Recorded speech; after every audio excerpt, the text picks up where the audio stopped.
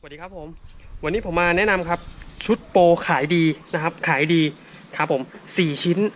เคลือบสีฟิล์มใจแก้วนะครับแถมลบรอยเบียดรอยเฉียวรอยขีดข่วนครับผมเดี๋ยววันนี้ผมมาแนะนำก่อนนะครับผมเป็นตัวลบรอยก่อนแล้วกันนะครับตัวลบรอยนะครับครับผมรอยที่ยังสีไม่แตกไม่หลุดหรือว่าลงยังไม่ถึงเนื้อสีมันจะขัดออกหมดเนี่ยผม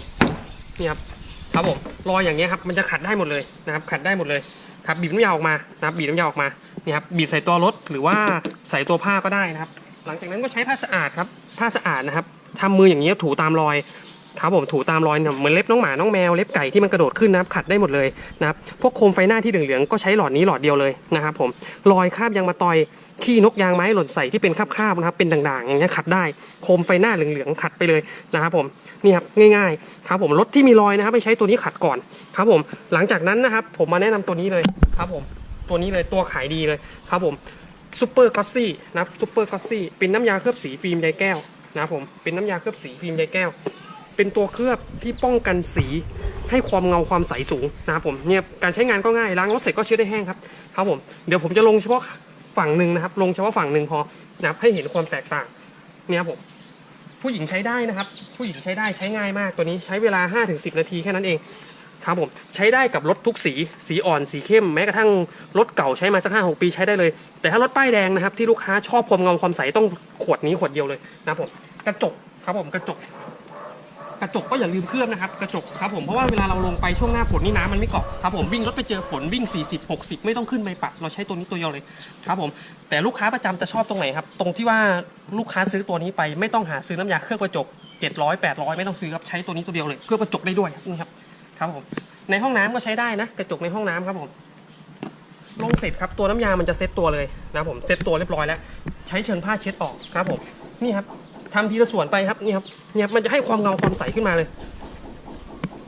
นี่ครับให้ความเงาความใสขึ้นมาเลยนี่ครับเห็นทันทีนะครับไม่ต้องรอนานนี่ครับง่ายๆครับไม่ต้องเสียเวลานานครับผมนี่ครับครับผมนี่ใสครับผมเหมือนเราเอาแก้วใบหนึ่งมาวางบนผิวรถนะครับผมมันจะให้ความเงาความใสกระจกเหมือนกันครับทรงก็เช็ดได้เลยนี่ครับกระจกก็จะใสขึ้นมาครับผมกระจกก็จะใสขึ้นมาครับผมเนี่ยเดี๋ยวลงฝั่งหนึ่งเหมือนกันนะครับอีกฝั่งหนึ่งไม่ต้องลงครับจะได้เห็นเวลาน้ำกิ้งนะครับครับผมนี่ครับให้ความเงาความใสไม่พอครับเวลาลูกค้าวิ่งรถนอกบ้านนะครับป้องกันเลยเวลาไปเจอสะเก็ดหินเม็ดกวาดเม็ดทรายกระเด็นใส่ปกติสีมันแตกแต่ถ้าเคลือบตัวนี้ไว้พวกนี้กันรอยเนี่ยผมกันรอยครับนี่ครับผมนี่ครับนี่ครับนี่ครับนี่ครับผมลูกค้าหลายคนนะครับอยู่คอนโดอยู่อพาร์ตเมนต์ไม่มีลานจอดนะครับจอดตากแดดตากฝนเล็บน้องหมาน้องแมวที่กระโดดขึ้นนะครับไม่ต้องกลัวว่ามันจะเป็นรอยนะครับมันป้องกันได้หมดเลยครับผมนี่ครับนี่ครับยกเว้นอย่างเดียวครับคัตเตอร์ฝาเบียร์นะครับต้องบอกลูกค้าเลยกันไม่ได้ครับผมนอกนั้นได้หมดเลยนะครับนี่ครับใช้เชิงผ้ารูปออกนะครับผมใช้เชิงผ้ารูปออกง่ายๆนะครับนี่ครับไม่เป็นรอยใช้รถต่อไปอีกสัก 7-8 ปีอย่างเงี้ยครับสีรถจะเงาใสลื่นแบบนี้เลยนะครับผมเพิ่มเติมอย่างหนึ่งครับพวกแสง UV ครับผมพวกแสง UV ลูกค้าบางคนบอกไม่มีลานจอดตากแดดตากฝนครับสีมันจะซีดไหมไอ้ตัวนี้ป้องกันแสง UV 100%นะครับป้องกันแสง UV 100%นะครับนี่ครับปกติสีรถถ้าไม่ได้เคลือบมันจะย่นนะครับเพราะว่ามันโดนความร้อนหนักครับผมนี่ครับเห็นเป็นคราบๆครับง่ายๆเลยครับผมง่ายๆเลยแตะน้ำยานิดนึงครับแล้วก็ลูบใหม่นี่ครับรถเก่าๆที่ว่าจอดตากแดดมานานๆแล้วสีมันด้านใช้ไปเคลือบได้เลยครับตัวนี้ไม่ผิดหวังนะครับไม่ผิดหวัง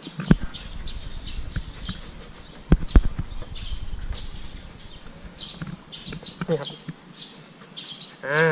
ครับผมลงอีกรอบครับ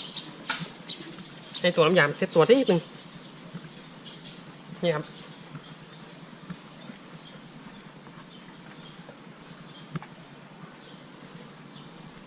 ทำไมมันไม่เป็นรอยครับเพราะว่าตัวน้ำยานะครับมันมีฟิล์มเคลือบไว้อยู่